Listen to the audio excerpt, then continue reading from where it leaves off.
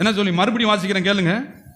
அவர் நம்மை இப்பொழுது இருக்கிற பொல்லாத பிரபஞ்சத்தினின்று, அப்படின்னா இந்த உலகத்திலிருந்து, கவனிங்க, உலகம் பொல்லாதது கிடையாது. அந்த உலகத்தில் வாழ்கிற மக்களுக்குள்ள இருக்கிற எண்ணங்கள், அந்த பாவங்கள் தான் என்ன உள்ளது, பொல்லாதது. உலகத்தை விட்டுருங்க அப்படின்னு ஆண்டவர் சொல்ல, இந்த உலகத்தில் மனிதனை ஆட்கொண்டிருக்கிற, கெடுத்து கொண்டிருக்கிற இந்த பாவ செயல்பாடுகளை என்ன பண்ணிருங்க, விட்டுட்டு, அதான் சொல்றாரு, பொல்லாத பிரபஞ்சத்தினின்று விடுவிக்கும்படி நம்முடைய பிதாவாகிய தேவனுடைய சித்தத்தின்படி நம்முடைய பாவங்களுக்காக தம்மை தாமே ஒப்பு கொடுத்தார். நம்மளவோ உலகத்தில் கொள்றது இல்லை.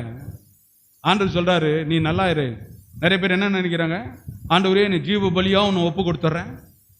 ஜீவ பலின்னு என்ன, சாகுறது, உமக்காக நான் சாகுறேன். ஆண்டவர் சொல்றாரு, நீ நல்லா இரு, என்ன ஒப்பு கொடுத்துருக்கிறேன் சாகிறதுக்கு, நீ நல்லா இருக்கிறதுக்காக. அதுதான் ஆபிரகாமுடைய அந்த ஆசீர்வாதம் என்ன அப்படின்றத இங்க சொல்றாரு.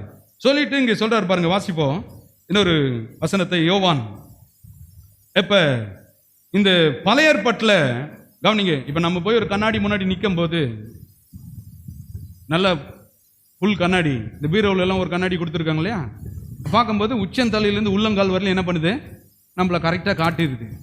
பார்த்துருக்கீங்களா? நம்ம எப்படி இருக்கிறோங்களோ அதை ரிஃப்ளெக்ட் பண்ணுது, திரும்ப காட்டுது. அப்ப இந்த பழைய ஏற்பாடு என்னன்னா, பழைய ஏற்பாடு எப்படி ஒரு கண்ணாடியா இருக்குது, புதிய ஏற்பாடு நம்மளை அப்படியே என்ன பண்ணுது, எடுத்து அப்படி காட்டுகிறது, சித்தரிக்குது. நிறைய பேர் சொல்றாங்க ஆபிரகாம் ஆசீர்வாதம் பழைய ஏற்பாட்டில் தான்.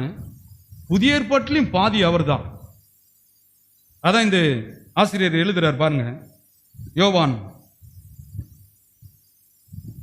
உங்களை பார்க்கும்போதே தெரியும் நீங்க ஆபிரகாமுடைய சாயல்ன்றத இந்த வேதம் என்கிற வார்த்தை படம் பிடிச்சு உங்களுக்கு காட்டுது.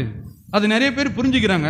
புரிஞ்சுக்காதவங்க என்னமோ நம்ம சொந்த சாயல் கூட நமக்கு தெரியாம இருக்குது அப்படின்னு போறாங்க.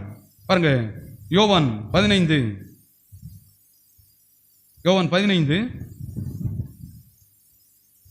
19 வாசிப்போம். யாராவது நல்ல ஒருத்தர் வாசிங்க. இனி நான் உங்களை ஊழியக்காரன் என்று 15-19 சாரி மன்னித்துக் கொள்ளுங்கள். நீங்கள் உலகத்தராய் இருந்தால் உலகம் தன்னுடையதை சிநேகித்திருக்கும். நீங்கள் உலகத்தராய் இராதபடியினாலும் உங்களை உலகத்தில் இருந்து தெரிந்து கொண்டபடியினாலும் உலகம் உங்களை பகைக்கிறது. ஆண்டவர் சொல்றாரு, உலகத்துல தான் நம்ம இருக்கிறோம், உலகத்தாரோட தான் நம்ம வாழ்ந்துட்டு இருக்கிறோம், உலகத்தாரோட தான் படிச்சுட்டு இருக்கிறோம், உலகத்தாரோட தான் வேலைக்கு போயிட்டு இருக்கிறோம். ஆனாலும் ஆண்டவர் சொல்றாரு, அவங்க கலாச்சாரம் வேற, அவங்களுடைய பேச்சு வேற, அவங்களுடைய செயல்பாடு வேற, அவங்க வணங்குற விதங்கள் வேற. ஆண்டவர் அதான் சொல்றாரு, நீங்கள் உலகத்தராய் இருந்தால் உலகம் தன்னுடையதை சிநேகித்து இருக்கும். அதனாலதான் இந்த உலகத்தாங்கெல்லாம் பார்த்தீங்களா, தேவன் சொல்றத அவங்க பின்பற்ற மாட்டாங்க. அவங்க எது மேலாம் ஆசை வச்சிருப்பாங்க, பார்த்துருக்கீங்களா? இப்படி ஆசைகள், எனக்கு இது பிடிக்கும் அது பிடிக்கும் அப்படின்னு சொல்லிட்டு இருப்பாங்க. அதான் சொல்றாரு, உலகம் தன்னுடையதை சிநேகித்து இருக்கும். உலக மக்கள் அப்படி இருக்கிறாங்க, உனக்கு என்ன பிடிக்கும் அப்படின்றது.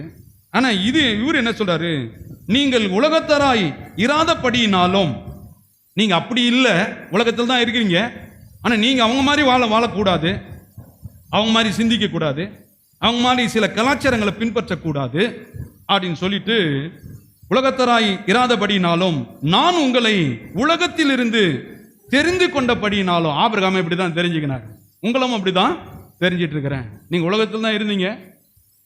ஒரு பெரிய கண்மலையிலிருந்து ஒரு பீஸை வெட்டி எடுக்கிறதுன்றது பெரிய சாதாரணமான விஷயம் கிடையாது. அந்த கலாச்சாரத்திலேருந்து நம்மளை கூப்பிட்டு இப்போ இதை விட்டுரு அதை விட்டுரு அப்படின்னு சொல்லும்போது அவ்வளேஸ் கிடையாது. அவங்க நிறைய போதிச்சு, அவங்கள நிறைய தேவனுடைய வார்த்தையில கொண்டு வந்து, அதன் பிறகுதான் கொஞ்சம் கொஞ்சமா என்ன பண்ணுது, கலாச்சாரம் மாறுது. நிறைய பேர் நான் பார்த்துருக்கேன் பாருங்க, ரட்சிக்கப்பட்டு ஞானஸ்தானம் எடுத்திருக்காங்க, கெவுலி சத்தம் கொடுக்கும், ரட்சிக்கப்பட்டவங்க என்ன பண்ணிட்டு இருப்பாங்க, இப்படி இப்படின்னு தட்டிட்டு இருப்பாங்க. ஏன்னா அது மாறல, கலாச்சாரம் மாறல. அப்புறம் சொல்லுவாங்க பாருங்க, ராத்திரியில் குப்பையை கூட்டி எங்க போடக்கூடாது, மாறல பாருங்க. இதை செய்யக்கூடாது, அதை செய்யக்கூடாது, ஏன்னா எங்க ஊர் வழக்கம் இதுதான், எங்க தாத்தா இப்படி தான் செஞ்சுட்டு இருந்தா, அதை தான் சொன்னார். அதை விட்டுரு, அந்த வீட்டில் இருக்கிறதெல்லாம் விட்டுட்டு வந்துரு, தேசத்தில் இருக்கிற கலாச்சாரத்தெல்லாம் விட்டுரு, அதை தான் சொல்லிட்டு இருக்கிறார். இவங்க என்ன பண்ணிட்டாங்க, ஸ்ட்ரெயிட்டா வேற மாதிரி எல்லாம் குடிச்சிட்டாங்க. ஒருவன் கிறிஸ்துக்குள்ள இருந்து அவன் எப்படி இருக்கணும், அவரை பின்பற்றணும். வார்த்தை என்ன சொல்லுது, அதை தான் சொல்லிட்டு இருக்கிறார். இதை விட்டுட்டு இதை புடி.